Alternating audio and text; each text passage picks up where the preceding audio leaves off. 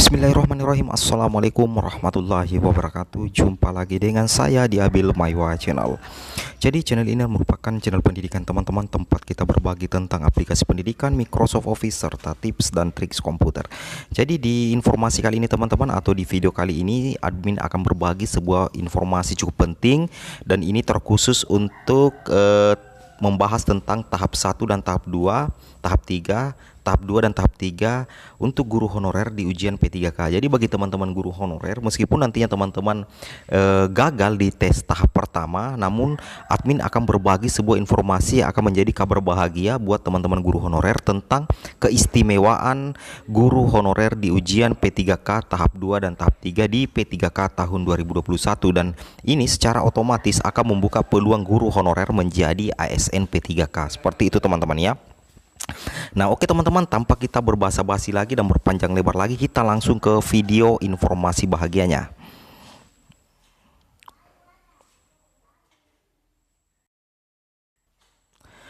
Nah, di sini teman-teman perlu teman-teman pahami bahwa untuk peserta guru honorer yang akan mengikuti seleksi P3K di tahun 2021, di sini ada beberapa informasi yang harus teman-teman pahami. Yang pertama itu adalah peserta yang memenuhi nilai ambang batas passing grade tapi tidak lolos ASN P3K, maka passing grade tersebut bisa digunakan untuk dites tahap kedua dan ketiga. Jadi ini terkhusus buat teman-teman guru honorer yang ketika mengikuti tes guru P3K di tahap pertama ternyata teman-teman sudah memenuhi ambang batas P3K, namun karena keterbatasan formasi dan teman-teman dianggap tidak lolos ASN P3K di tahap pertama, maka passing grade yang teman-teman dapatkan di tes pertama itu masih bisa digunakan di tes tahap kedua dan tahap ketiga. Jadi saya ulangi, passing grade yang teman-teman dapatkan di tes pertama dan memenuhi ambang batas passing grade itu, teman-teman bisa maksimalkan di tes tahap kedua dan tahap ketiga. Seperti itu teman-teman ya. Jadi secara otomatis ini merupakan kabar bahagia yang pertama buat teman-teman guru honorer yang akan mengikuti tes tahap kedua dan tes tahap ketiga. Seperti itu. Kemudian informasi kedua teman-teman, bahwa pendaftaran hanya dibuka untuk sekolah-sekolah di daerah yang mengajukan formasi. Jadi bagi teman-teman guru honorer yang daerahnya tidak mengajukan formasi itu, maka secara otomatis teman-teman tidak bisa mengikuti proses seleksi guru P3K untuk tes pertama. Namun ketika daerah teman-teman di tes tahap kedua dan tahap ketiga daerahnya sudah mengajukan formasi, maka secara otomatis teman-teman akan bisa mengikuti seleksi guru P3K di tes tahap kedua dan tes tahap ketiga. Bahkan bagi teman-teman guru honorer yang hendak mengikuti tes tahap ketiga, maka itu akan bersifat lintas daerah. Makanya teman-teman bisa mencari formasi di luar daerah tempat domisili teman-teman. Jadi itu adalah kabar bahagia kedua, bahwa pendaftaran hanya dibuka untuk sekolah-sekolah di daerah yang mengajukan formasi. Namun jangan khawatir, ketika teman-teman tidak bisa lolos di tes pertama karena tidak adanya formasi di tempat teman-teman, maka teman-teman bisa mengikuti tes tahap kedua dan tes tahap ketiga. Seperti itu teman-teman ya. Ini adalah merupakan informasi yang valid dan saya harap teman-teman bisa menonton video ini sampai selesai. Oke, kita coba lanjut lagi teman-teman ke informasi yang ketiga. Nah, informasi yang ketiga teman-teman adalah peserta yang memiliki sertifikasi pendidik tetap ikut semua tes.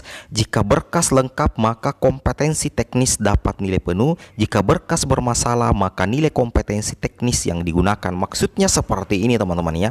Bagi teman-teman guru honorer yang memiliki sertifikat pendidik, berhak untuk ikut semua mengikuti tes ya, mengikuti tes. Nah, ketika teman-teman mendapatkan nilai kompetensi teknis, maka akan dilihat sertifikat pendidiknya. Nah, jika sertifikat pendidiknya itu linier dengan mapel atau jurusan formasi yang teman-teman pilih, maka secara otomatis teman-teman akan mendapatkan nilai penuh di kompetensi teknis tersebut. Namun, jika ternyata sertifikat pendidik teman-teman itu tidak linier, maka yang akan dilihat adalah nilai kompetensi teknis yang teman-teman dapatkan pada saat tes. Contohnya, si Andi memiliki sertifikat pendidik. Nah, kemudian ketika dia mengikuti tes kompetensi, dia mendapatkan nilai 200. Seperti itu, anggaplah ya, mendapatkan nilai 200. Ternyata sertifikat pendidik dari si Andi ini tidak linier, maka otomatis Andi tidak mendapatkan nilai penuh, namun nilai tetapi Andi tetap mendapatkan nilai yang didapatkan pada kompetensi teknis tersebut, seperti itu. Maka nilai kompetensi teknis yang digunakan si Andi, seperti itu teman-teman ya. Kemudian informasi berikutnya adalah pada tes tahap ketiga peserta bisa memilih formasi lintas daerah tetapi masih dalam satu provinsi, seperti itu. Jadi bagi teman-teman guru honorer jangan khawatir ya jika seandainya teman-teman belum berkesempatan mengikuti tes pertama dan tes kedua. Tentunya ini adalah kabar gembira bahwa teman-teman bisa bebas lintas daerah atau bisa bebas mengikuti tes seleksi guru P3K di daerah-daerah yang lain di luar kabupaten kota teman-teman. Karena di tes tahap ketiga ada aturan bahwa bisa memilih formasi lintas daerah tetapi masih dalam satu provinsi. Misalnya Provinsi Sulawesi Selatan, teman-teman berdomisili di Kota Makassar. Nah, ketika teman-teman mengikuti tes tahap ketiga di Kota Makassar tidak ada formasi teman-teman yang sesuai dengan linearitas ijazah teman-teman, maka teman-teman bisa ke Kabupaten Nrekang misalnya untuk mendaftar, karena Makassar dengan Nrekang itu masih dalam satu provinsi, yaitu Provinsi Sulawesi Selatan. Seperti itu teman-teman ya. Nah, oke, kita coba lanjut ke informasi berikutnya. Nah, di sini admin akan berbagi sedikit tentang admin akan berbagi sedikit tentang ketentuan dari passing grade itu sendiri. Jadi teman-teman perhatikan sedikit untuk ketentuan di passing grade. Jadi di sini anggaplah di sini kita membahas tentang ketentuan passing grade ya. Anggaplah kita tentukan saja passing grade-nya. Ada 3 guru honorer yang mendaftar di sekolah anggrek ya di ujian tahap 1. Nah, guru pertama atas nama Leo, kemudian Helmi, kemudian Siska. Ini mirip dengan sinetron ya, seperti itu ya. Oke. Nah, kemudian berikutnya adalah si Leo ketika selesai mengikuti tes tahap pertama ternyata passing grade yang didapatkan adalah 400, sedangkan Helmi passing grade yang didapatkan adalah 300, sedangkan Siska passing grade yang didapatkan adalah 250. Harusnya Siska di sini 300 ya. Nah, ketiga guru honorer ini ternyata memenuhi semua ambang batas passing grade ya. Anggaplah seperti itu ya, meskipun nilainya tidak sesuai ya. Anggaplah bahwa Leo, Helmi dengan Siska itu ketiganya memenuhi ambang batas passing grade. Artinya antara Leo, Helmi dan Siska itu memenuhi passing grade semua teman-teman. Namun di SD anggrek tersebut hanya membutuhkan 1 guru saja, hanya menyediakan 1 formasi guru kelas saja.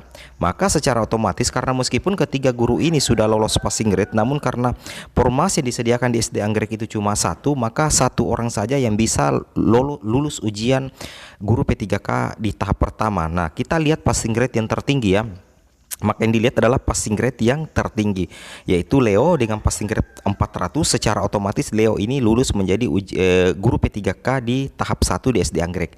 Nah, bagaimana dengan Helmi dengan Siska? Helmi dengan Siska ini meskipun tidak lolos di tahap 1 ternyata bisa mengikuti ujian tes kedua. Nah, jadi Helmi kembali bersama dengan Siska maju ke ujian tahap kedua ya. Nah, passing grade yang mereka bawa adalah Helmi passing grade 300, sedangkan Siska passing grade sebelumnya adalah 250. Nah, ketika mereka sudah mengikuti ujian tes tahap kedua, ternyata passing grade tes kedua dari Helmi itu adalah 450, sedangkan Siska passing grade keduanya di tahap kedua adalah 200 poin. Nah, secara otomatis bagaimana keadaan ini? Maka yang diambil adalah passing grade yang tertinggi teman-teman. Ini sesuai dengan apa yang admin jelaskan tadi, bahwa yang diambil adalah passing grade yang tertinggi. Karena Helmi pada passing grade pertama itu mendapatkan nilai 300, namun passing grade keduanya di tes kedua ternyata lebih tinggi, yaitu 450. Anggaplah seperti itu ya. Maka secara otomatis passing grade yang diambil untuk Helmi bukan yang 300, tapi yang diambil itu adalah yang 450. Beda kasus dengan si Siska. Nah, Ibu Siska ini passing grade-nya di tes tahap pertama itu adalah 250, sedangkan di tes kedua ternyata passing grade-nya sedikit di bawah dari passing grade yang pertama, yaitu 200. Nah, bagaimana keadaannya seperti ini? Otomatis teman-teman jangan khawatir.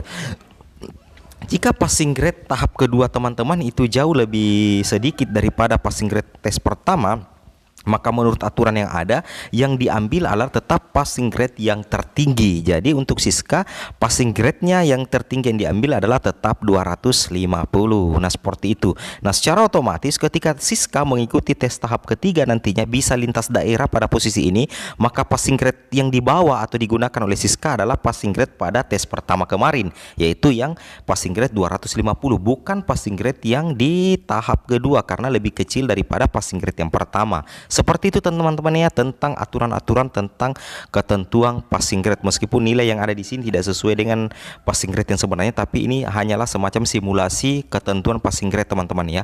Oke teman-teman, mungkin cukup sampai di sini video informasi saya. Semoga video ini bermanfaat. Jangan lupa like, comment, dan subscribe. Assalamualaikum warahmatullahi wabarakatuh.